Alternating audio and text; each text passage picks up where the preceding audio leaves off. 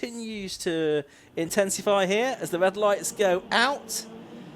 And it's Paul Clark that just loses out, I think, to Daniel Garrett on the run up towards the first corner. Some jostling for position further behind. Sean Brame, you can see on the far right of the picture. He's going around the outside of Paul Clark as well, I think, which is in the number 8 car. Can he get up to second place? But it's certainly Daniel Garrett leading. There's a wheel arch that's gone for a Burton already at Rich's. So it's going to be Garrett, Clark, Brame, and then I think it's Ryan Garrett in the red Ferrari-esque car in 4th position as they make their way around the Wilson hairpin. I think they've all got their way safely through there and off down to Palmer for the first time.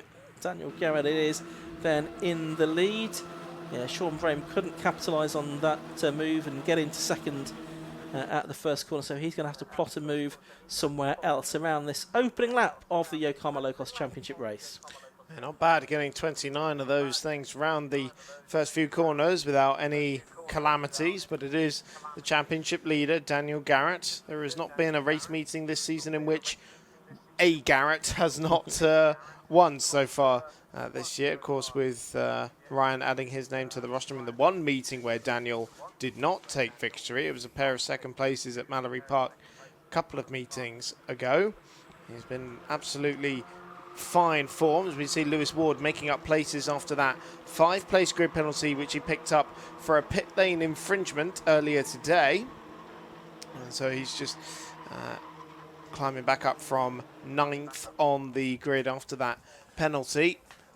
They're fanning out across the racetrack side by side. It's Sean Brame who's gone to the lead though down the Bentley Straight, and Daniel Garrett very nearly getting shuffled back down to 3rd position with that Ferrari red car trying to muscle its way through. The Ryan Garrett car, the brother of Daniel, almost demoting the championship leader through the Brundle and Nelson complex. You see that Daniel Garrett is still hot on the heels of Sean Brame coming around Coram and into Murray's, and thought for a moment there he might have just got through, but no, tucking into the slipstream. And now you're about to see why we love low-cost racing so much, because it is just an absolute slipstreaming festival. You have to think of it like a Moto3 race, and it was briefly 3 wide for the lead as Paul Clark shows his nose on the way into Ritchie's. And you see Sean Brame, who was leading, now down to 3rd position, as it is a Garrett 1-2, but with Ryan leading. Yeah, so 3 different leaders already in this race. We've had Daniel Garrett, we've had Sean Brame, now Ryan Garrett has hit the front. This great pack of cars making their way through, 1 or 2 running a bit wide there at the Wilson hairpin. Over the line it was Daniel Garrett that was ahead. Ryan Garrett having got ahead though on the turn into Rich's corner. One of the cars putting out a bit of smoke. I think it's a wheel arch that's being fouled by a tyre possibly. Now down into the hairpin, it looks like Daniel Garrett was making a move on his brother, and indeed I think has got back through into the lead of the race. So it's Daniel Garrett back into the lead, Ryan Garrett second, Sean Brame third, Paul Clark 4th. So it's 19, 99, 8 and 82 the race order as they make their way through. In fact, that's not quite true because Clark has lost 4th position here.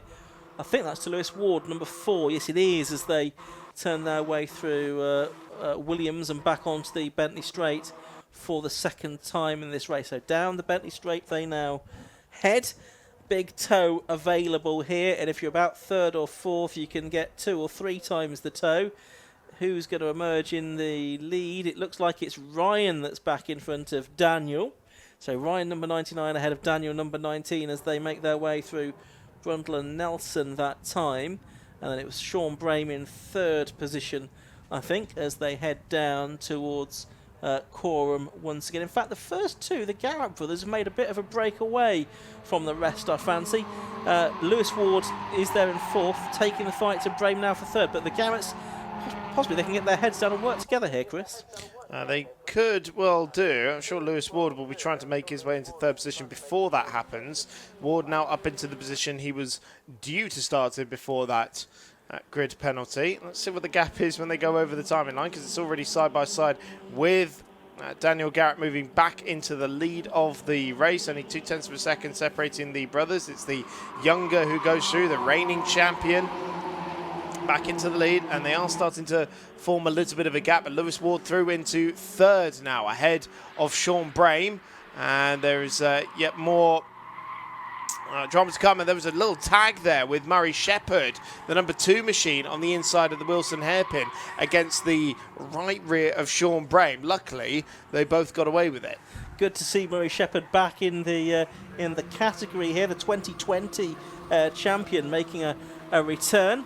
I think it's just a one-off for the moment, but he's sort of getting well stuck in, isn't he, on his reappearance in the championship. Ward, you mentioned, had got up to third. He's fallen back behind Sean Brame. He did the best lap of the race on the previous lap, but he might be fifth now here, with Murray Shepherd muscling his way through on the way through Agostini there, up into fourth place. So Lewis Ward back down to fifth. We've seen Lewis doing sports specials before in the Westfield. We've seen him do MR2s as well about a decade ago now. But this year setting his sights on the low-cost title, but certainly Daniel Garrett proving a very tough competitor here, and he's a little bit further up the road than is Lewis at the moment. Also, having gone through there is the 55 car there, which is Bradley Horsnell as well, ahead of Lewis Ward that time. Lewis Ward, maybe second in the championship, it hasn't been on the podium since race 1 at Mallory Park. That was 5 races ago now, after a string of podiums to open up his season as well, including a win at Donington Park in the race that Daniel Garrett spun in. Oh, Murray Shepherd going very wide on the exit of Nelson, managing to gather it up. Oh, now that's a lot of smoke coming off of the front left, and that's the corner that he tagged Sean Brame with, so I wonder if that's just taken a little bit longer to finally give way. Yeah, the wheel arch, I think, is fouling the tyre, I think, is the problem there, which... so that obviously just became a little bit deranged in that instant, I would suspect. It's still doing so, even in the straight at the moment. We saw he was going very, very wide. Meanwhile, the start of lap number 4. It's flown off now. Oh, okay, that's quite handy then. Yeah. Start of lap number 4, and Daniel Garrett is starting to pull away at 1.3 seconds over his brother Ryan, who's falling back into the clutches of Sean Brame. And then it is Jack Linus, who's just gone around Paul Clark for 4th position, and then the ailing Murray Shepherd trying to keep Lewis Ward, Bradley Horsnell and Daniel Russell at bay. Lewis Ward really got shuffled back on that previous lap, didn't he? He was in third at the start of it and is now, what, 3 seconds behind the podium? Yeah, absolutely. So we're watching lap 4 of the race here. That was, I think that was Murray Shepherd just pulling off to the side of the road. Someone has gone well off, Shepherd, and it is Shepherd who's taking a shortcut over to Hamilton. Yeah, why has no one thought of doing that before? Not quite sure what he's doing there, really. I think he's parked up now somewhere on the grass on the infield, just out of our. Oh yeah, no, he's going to try and rejoin the race. Looking at it. Well, it looked like he found somewhere he liked parking at, but he's going slow. I think he's just trying to find the opportune place to pull off the circuit and cause least disruption to everybody else.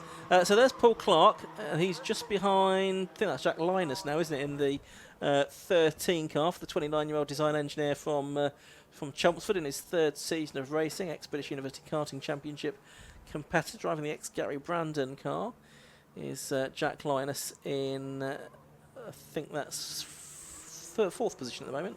Change again for the lead. Ryan Garrett was 1.3 back at the start of the lap, but he's closed it back up to Daniel, and it is the elder who leads once again. And although Sean Brame was looking a little detached from the battle maybe a lap or so ago, he's still well in this.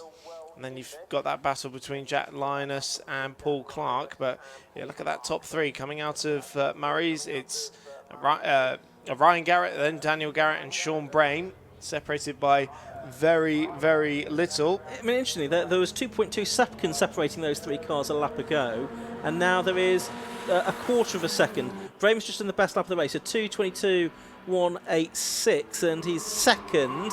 So it's Daniel Garrett, Sean Brame and Ryan Garrett now in that order. So it's flipped around again. Lap record for these cars is a 2:21.04. Matt Charrington's lap record from 2013, 12 years ago, in the Locosts. What have they been doing all this time?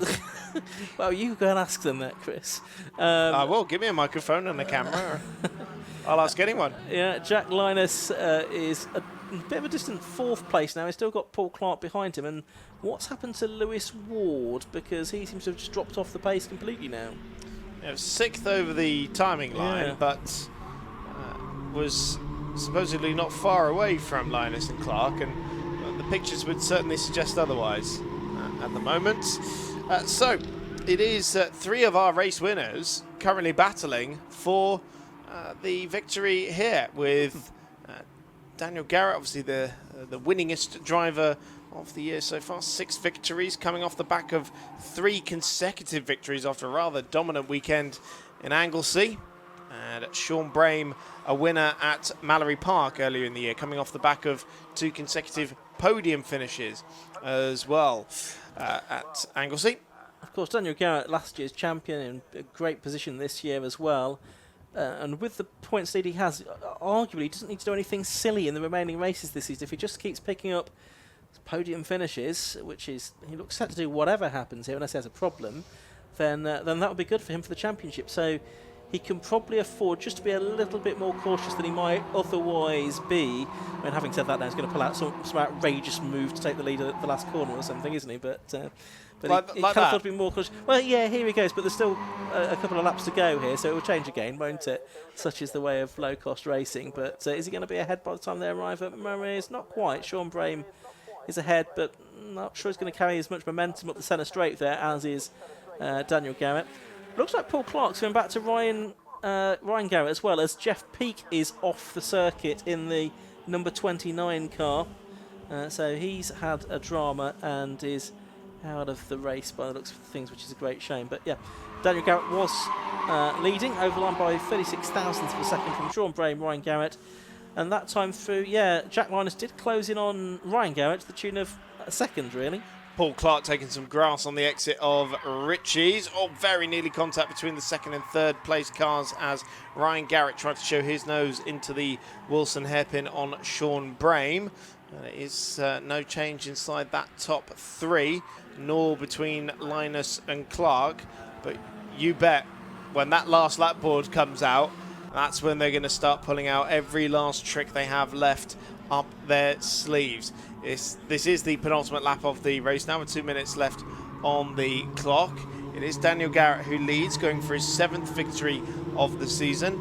And as you said, Ian, in a fantastic position in the championship, having only finished outside of the top 2 once this season, and that was at the 2nd race at Donington Park, where he spun the car in rather adverse conditions in his defence as well, whereas everyone else has had a flurry of podium finishes. But like we said, the likes of Lewis Ward hasn't been on the podium since Mallory Park, whereas everyone else has made more sporadic appearances. Here comes Sean Brame, going for his 2nd victory of the season, down the Bentley Straight for the penultimate time. Pulls out to the outside, and you don't really need to do big, bold, out-braking manoeuvres, because the slipstream is so powerful in these cars, and that is the extent to which you can just out-drag your opponent. Jack Linus continues to lead Paul Clark in that 2nd battle there. Get the back end stepping out on the exit of Nelson, but it's a minute to go, 1 lap left, and nothing separating the top 3.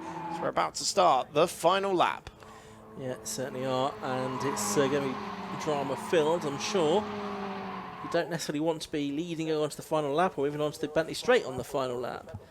Such is the nature of low-cost racing, with this great slipstream that you can have down the Bentley Straight in particular. So tactics will come into play, strategy will come into play.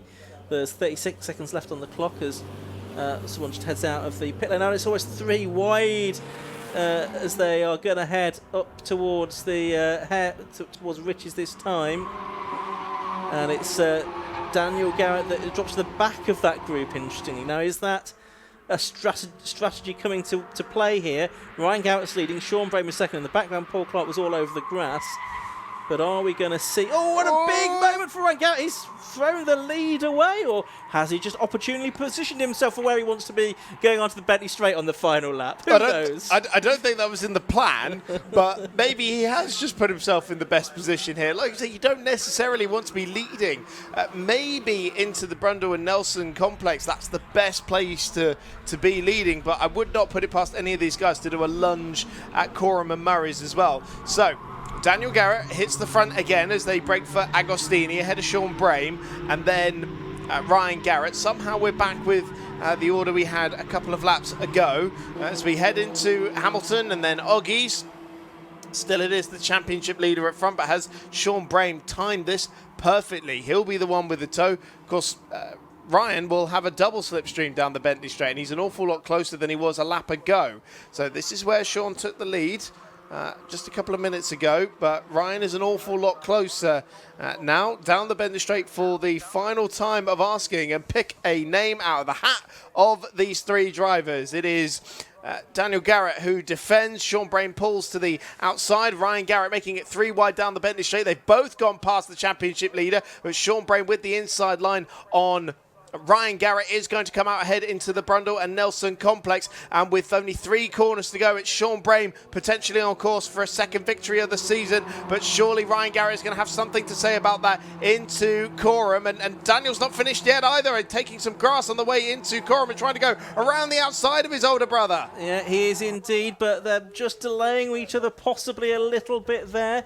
So is it going to be Sean Brame that's able to hold on? We're watching them as they come into Morris for the final time. It is still Brame ahead, but we could have a drag race situation to the line. There's another tow available here. Looking out of my commentary box window as well, and they are going to be side by side, I think, as they come up to the line. And it's just Ryan Garrett that does it by 1300ths of a second from Sean Brame and Daniel Garrett third. So on the drag race to the line, it was Ryan Garrett that got the better of Sean Brame. Daniel Garrett, the championship leader, third. Paul Clark fourth. Jack Linus fifth. Lewis Ward fifth. Sixth, I should say. Then Daniel Russell and Bradley Horsnell and Luke Stokes and Liam completing the top 10. But a race that sort of came true to our predictions, really, that it would all go down to the wire, Chris. Absolutely, about 0.6 of a second covering the top 3 there as well. Brilliant battling, and obviously a great slipstream for Ryan Garrett. It is a second victory of the season for him, and that'll be his first time on the rostrum since his last victory at Mallory Park. So that is a great job done by the elder Garrett, and it stays true. We've had a Garrett on top at every meeting so far this year. Yeah, absolutely, and there's 2 more opportunities tomorrow to make a couple more Garrett wins, whether it's a Ryan or a Daniel that wins it. Including reverse grid as well, right? Do we have a reverse grid? Think about that one. So we've got 7 laps completed. Ryan Garrett coming out on top by 1200ths of a second. Daniel Garrett was third, so 99 from 8 and 19. Fourth was number 82, Paul Clark. Fifth was number 13, Jack Linus. Sixth was number 4, Lewis Ward. Seventh was number 57, Daniel Russell. 8th, 55, Bradley Horsnell. 9th, number 66, Luke Stokes. And 10th was number 5, Lee M. Then Ian Hardy, Mark Rue, Jake Sturt and Barry Stewart. And over the page, we've got Alan Harmon, Glenn Griffith, Steve Brown, Kevin Straw, Daniel Guston, David Bowie completing the top 20 ahead of Eddie Falking, the ex-Clio and F1000 racer, Trevor Faunch, Keith Malpas, the last of the finishers on the lead lap, then Tortilla, Will Jenkins, Jeff Peake and Murray Shepherd, DNF, I think. So they're all into Parc Ferme now for their post-race interviews and post-race scrutineering checks. We've got another 4 races to come this afternoon. Takiwa Type R Trophy is coming up next. Then we've got the 5 Club Racing MX5 Cup, the Race Part 750 Formula Championship, and the Armed Forces Race Challenge to round out this afternoon's action here at Snetterton. So lots more racing to come, and a lot more tomorrow as well. And a reminder that next weekend here at Snetterton there's classic touring car action, and watch out next month for the return of the British Truck Racing Championship to Snetterton as well. All the details about that on the website, so head to snetterton.co.uk for information on that. Shortly we'll have the cars for the Type R Trophy coming out, but I can see that Kieran Mogg is down in pit lane, just trying to find where his drivers are, I think, to talk to. He's looking very lost, is Kieran at the moment. Not sure what's happened to the race winner, potentially. Oh, hold on. Well, I see what's happened to them. They've done an extra lap. That's naughty. The clerk of the course won't be happy with them. Well, there's no wonder that Kieran's got nobody to talk to. They're just coming over the line for an extra lap now. They obviously didn't turn in at the appointed position on the exit of Palmer. I don't know if Sean Brames made his way down there, in which case Kieran might be able to have a word with Sean while we're waiting for the Garrett brothers. Hopefully we'll be able to do that before we have our cars for the Type R Trophy brought out onto the circuit. But yeah, the Garretts are just making their way down towards Parc Fermé now, belatedly. But we'll see if Sean Brame's there and up for a chat. Yeah, I can see Sean there from my commentary position. And I can see Kieran is there as well. So with a bit of luck, we'll be able to hand down to him in just a second. Just waiting for the word. And then we'll get the post-race interviews underway. Yeah, so we've got Sean Brame's car there, but possibly not the driver. That might be the issue. Let's take a quick break, shall we? While we're waiting for all of our drivers to get into position. We're back with you in a moment.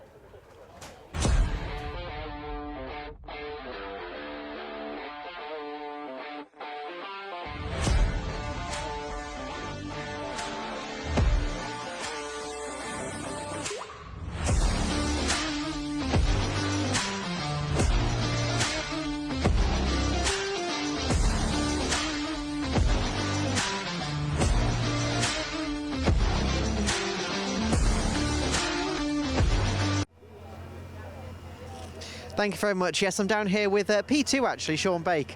We'll get to the reasons of that in just a second, but just talk about the race just for a start. Yeah, it was a good start. We all held our positions, got around the first couple of bends, which was always a bit tricky when you're a big bunch of us.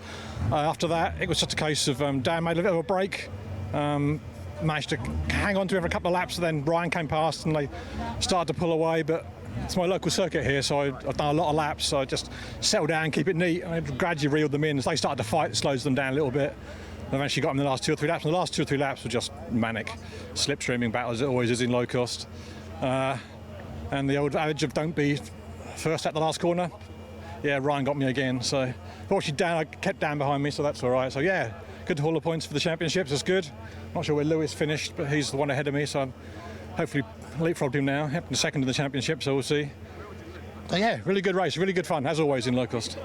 Yes, absolutely. Obviously, you know, between the two Garretts, they've won a few things, obviously, and you poked your nose in there, and you're so close. I mean, it was 1300. Yeah, 1300th of seconds. Yeah. He literally had 3/4 of a car on me. I could see him come in. I moved out to let him know. He had to go the long way round, but he had the grunt for it. So yeah, Dan, I thought Dan would come too, but Dan was actually in a couple of car lengths back. But yeah, no, it's always the way here. I've been done before. I've done it to other people here. It's, you know, we've been over here. 6 inches separates us sometimes. So yeah, all really good fun. And obviously your weekend isn't over yet, so you've still got a chance to get them back. Yeah, always. And the forecast for tomorrow afternoon could be a bit damp, which is always a completely different race. So yes, very true. All right, well, congratulations on the second place anyway. And the reason we're not speaking to the two Garretts is because they missed the checkered flag. So Luke, if you want to turn around, they're not there. They haven't come down. They completely missed the checkered flag and the turning. So we are completely missing the P1 and P2